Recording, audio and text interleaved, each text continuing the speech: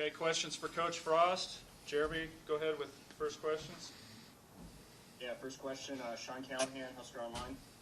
Hey, Coach, obviously didn't go the way you guys wanted, but what did you like about your team's performance today, and how did things kind of get away from you guys there in the third, fourth quarter? I thought we did a lot of good things, and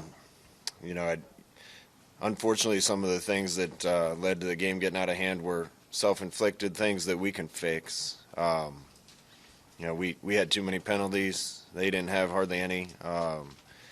We turned the ball over a couple times with the quarterback running. We got them in a couple second and really longs and gave up first downs on 3rd and 14s. We can fix a lot of those things as a group. We hung in with them a lot better than we did last year physically, and I give a ton of credit to them. That's a really good team. But I was proud of how our kids fought. At the end of the second quarter, we got the ball back down 17-14, and a chance to go take the lead before half, and kind of shot ourselves in the foot with a delay of game penalty. That's my fault. And a holding penalty, or I can't remember what happened next, and they score quick before half, and then score coming out of half, and that's the game. Next question, Brian Christopherson, 247. Scott, I know you can't comment on the calls directly maybe, but just the rule in general about Deontay and Cam having to sit out the next half, is there a way that could be revisited by the league before then, or what do you know on that? I have no idea, and I'm not going to say anything now other than on the field it looked to me like Deontay hit him in the chest with his shoulder, but that's just me seeing it live in the stadium big screen. So hopefully we can have some discussions about that. We'll see where that goes. We got to play smart as a team, and the other one certainly wasn't violent, but it was a dumb play, and we need to fix those things.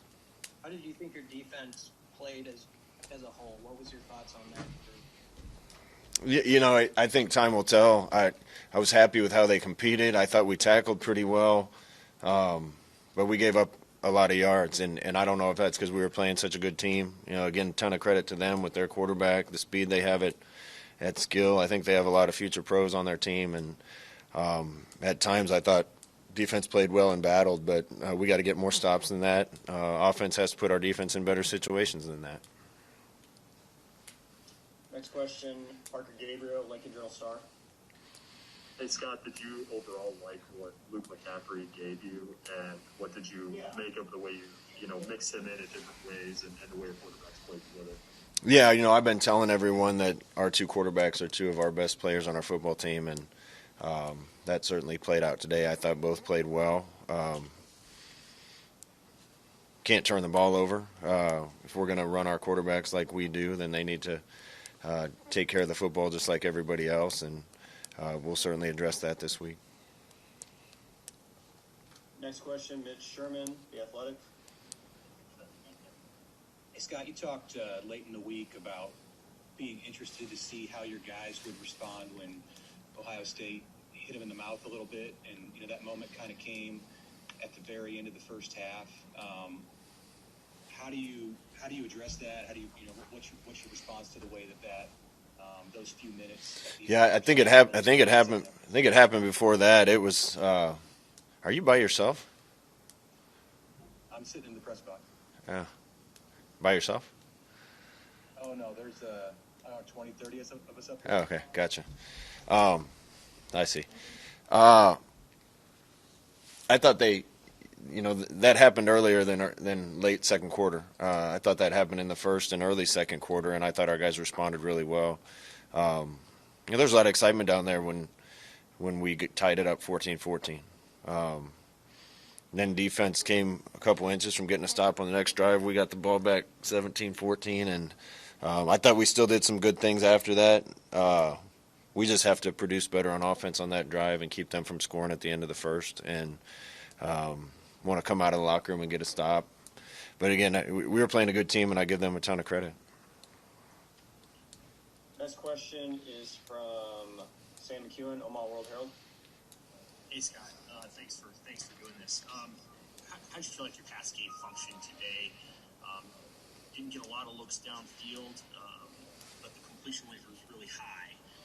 What did you like from the way that Adrian and Luke played in that role, and what more do you want from your pass game going forward?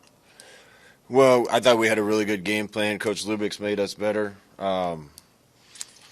We stopped ourselves a lot today between penalties and sacks, and when we played clean drives, we executed pretty well and moved the ball well.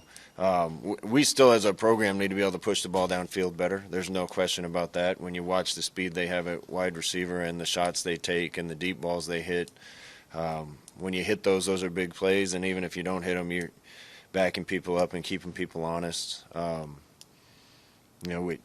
We have a ways to go to be able to be that kind of threat to hit a home run in the passing game.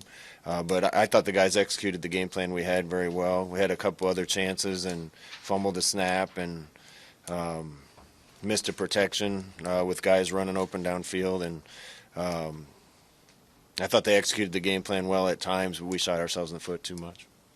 Do you feel like, one question I know that fans will have is, do you feel like those receivers are coming along in a way that can help you push the ball down the field, whether it's the guys that are playing now or maybe the guys that are behind them that are new and coming? Yeah, we're getting better at that position. There's no doubt about it. We have to watch the tape and see how everybody played, but I thought the guys that played did some good things, made some catches. Thought our tight ends really got involved in the game plan, which we've needed to have happen. And then some of the young guys got in late in the game, and every rep they get is valuable. So we'll keep bringing that whole group along. I can tell the article you're going to write, and that's one game against a really good football team. So if we didn't throw for 450 yards, there's always next week. Next question, Andrew Ward. Hey, Scott, just curious, is there any update on Jack Stoll's condition? I haven't even heard yet, to be honest with you. A couple more for Coach. Next question, Andy Kennedy. Hey, Scott, how much, in your opinion, have you guys closed the gap with Ohio State? It seemed like you really hung with them this year as compared to last year. And do you feel better and encouraged going into the final 7 or 8 games of the season? Yeah, that's game one. We probably got assigned the hardest challenge in the league on game one. We got a really tough one again next week. We're playing the Big Ten East champions and the Big Ten West champions week 1 and 2. That's the cards we are dealt. We're just excited to be playing football, but that's one game, and I'm more than anything just thrilled to be out there with the guys. Thought we definitely matched up better than we did a year ago. To beat a team and to take kind of take control of the league and your destiny and be able to win those games, you need some veteran guys that are able to look those type of teams in the eye and go out and whip them. And I think we got a lot of guys that are ready to do that, and we need some more. Jeremy, last one for Coach. All right, last one, Zach Carpenter. Hey, Scott. Just curious, how big of a focus was Garrett Wilson in your defensive game plan, and what is it about his skill set that makes him difficult to game plan for? He had a good game. They have other guys too. We did our best to stop everybody. He had a good game. All right, thanks, Coach.